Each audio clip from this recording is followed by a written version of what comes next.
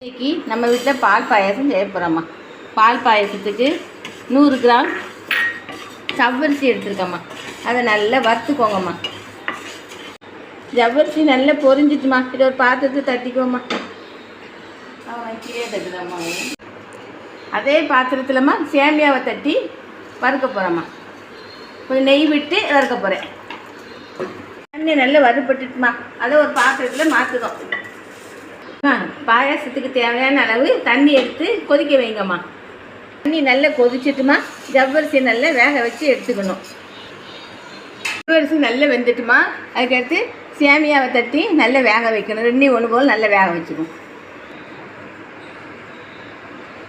சேமியா நல்லா வெந்துருச்சுமா. தேவையான அளவு சீனி போட போகிறோம்மா.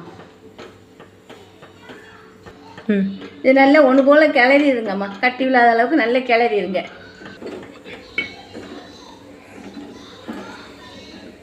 ஜீனி நல்லா கரைஞ்சிருச்சுமா.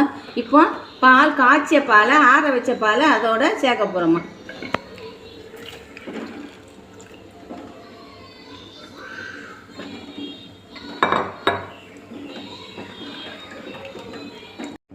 பால் எல்லாமே நல்ல முறையில் மிக்ஸ் ஆகிட்டுமா.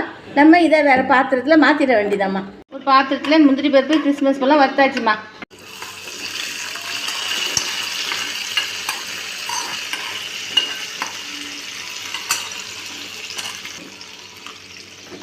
எல்லாம் தட்டிட்டோமா. இதுக்கு மேலே கொஞ்சம் ஏலஞ்சுக்கு போட்டுக்கோங்க. சுக்கும் சேர்த்துக்கோங்கம்மா லைட்டாக. இது நல்லா மிக்ஸ் பண்ணிட்டோம்னா பால் பாயசம் ரெடி ஆகிட்டுமா.